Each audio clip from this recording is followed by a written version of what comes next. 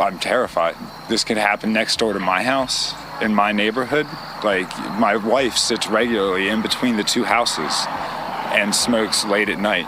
This girl deserves justice. Whatever justice can be given in this world, she deserves it. My heart goes out to her family. I can't even imagine. I have a daughter myself, and I can't even imagine the grief that they're going through right now. People have started speaking out about the Dacara Thompson case. And baby, from what I've gathered, there's a strong chance that when it comes to Hugo Hernandez Mendez, this isn't an isolated situation. Otherwise, why would investigators reportedly find several pairs of women's underwear and lingerie in his room, items that may not even belong to the same person? Allegedly, some neighbors believe he could be connected to other missing persons cases in the area, and there have been quite a few. At the same time, there are details that just don't add up.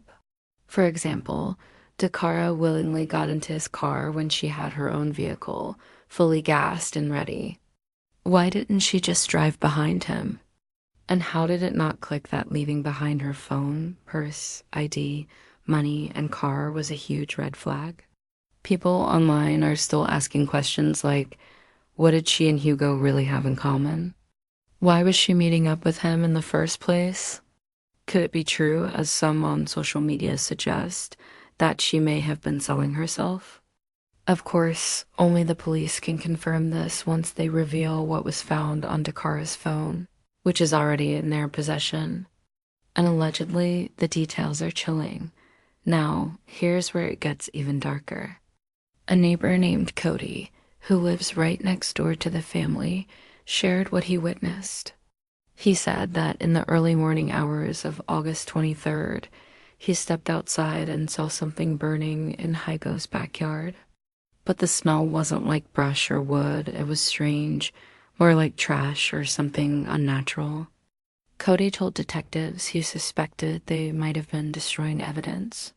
He even pointed out an ash pile he noticed back there, which he believes was directly connected. It smells more like something you'd smell akin to like a trash burning or something like that. I would be willing to bet that they were burning evidence of some sort. I know that when I told the detectives this, I know that ash pile that was back there is no longer back there. Now I get it, Cody. You may not have heard everything that went down. But what really bothers people is the fact that others were inside the house while Dacara was still alive. In such a small space, how could they not have heard her screaming, struggling, or fighting back? She was found nude, not wrapped, or concealed, which only raises more questions. If she resisted, and clearly she did, someone in that house had to hear something.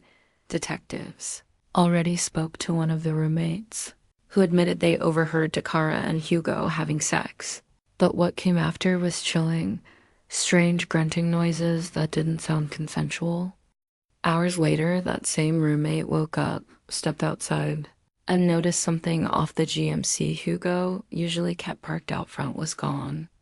They thought it was odd because he supposedly didn't work on Saturdays, and that vehicle rarely moved. Meanwhile, 2 other roommates claimed they hadn't heard or seen anything, blaming it on their bedrooms being on the opposite side of the house. A relative who also lived there told investigators she was shocked Hugo was her cousin, and she never imagined he could be tied to something like this. Still, she admitted he'd been acting strange in recent weeks, disappearing often, and she even urged him to come clean if he knew something. During the investigation, her husband and another family member were questioned and released, but Hugo wasn't. Things got even messier the very next morning when federal immigration agents returned to the house, this time arresting the cousin's husband.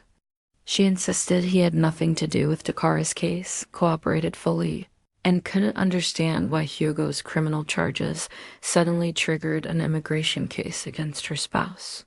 Some locals believe the entire household may be withholding the truth because it's nearly impossible to believe no one heard the violent struggle that left Dacara dead. The case turned tragic on August 31st. Just before 5 p.m., when Maryland State Police responded to a call about a disabled vehicle along Route 50 in Annapolis. When troopers arrived, they found something far worse than a stalled car, a body lying 30 feet down the embankment by the South River Bridge. Days later, on September 3rd, detectives met with Dacara's family and confirmed the remains were hers, identified through her tattoos, jewelry, and heartbreaking injuries that included severe skull and facial fractures. Her father had first reported her missing on August 23rd, saying he last saw her the night before when she left to get gas and never returned. When her phone went dark the next day, her family tracked its last ping to Jasmine Terrace in Riggs, road in Hyattsville, where they found her car abandoned and immediately called police. Inside Hugo's room and trash, investigators later uncovered what they believed to be Dacara's blood: a broken acrylic nail, strands of hair, a wig, and multiple pairs of women's lingerie and underwear. Hugo Hernandez Mendez was arrested and charged with first and second-degree murder in the brutal killing of 19-year-old Dacara Thompson. ICE also placed a detainer on him, calling him a criminal illegal alien and vowing justice for her family. Detectives believe Hugo killed Dacara inside his bedroom in the early hours of August 23rd, then transported her body to Route 50 and tossed her over the bridge.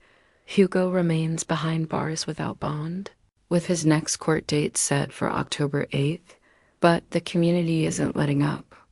Many argue the other housemates should face accessory charges, because if Dacara was fighting for her life losing a nail in the process, it's hard to believe the noise didn't echo through the house, and whispers around the neighborhood haven't stopped. Some believe Hugo could be tied to other missing persons cases, especially since investigators found women's lingerie in his room, possibly kept as trophies. In a community already shaken by disappearances, that discovery feels like a smoking gun pointing to something far darker, adding insult to injury. Hugo had a long rap sheet but was still walking free. Multiple DUIs, open container violations, reckless driving, blowing through red lights, ignoring stop signs. He treated the road like rules didn't apply to him. He was even caught driving on a suspended license at one point. Dacara's mother said it best: this man should never have been free in the first place. I'm very disappointed, finding that out now, because we may not be here today if they did what they were supposed to do. Now, speaking of Dara's mother, she is well aware of the comments floating around about her daughter supposedly selling herself, but she pushed back hard against those rumors, describing Dara as an outgoing, soft-spoken, kind young woman with a free spirit. She emphasized that a lot of what's being said online is simply disrespectful, reminding people not to believe everything they see or anything they hear on social media. Out of respect for the family, she asked the public to approach this case with grace. Still, that hasn't stopped some from calling this a cautionary tale for young women. But before we jump to conclusions, maybe we need to let the investigation run its course. What's far more concerning is the possibility raised by neighbors that this isn't an isolated tragedy. Could the underwear and lingerie discovered in Hugo's room actually be evidence of other women he's harmed? And what more might the people living under the same roof know? Baby, this case could be much bigger than anyone realizes. And as we wait for the truth to come out, let me know your thoughts down below in the comments.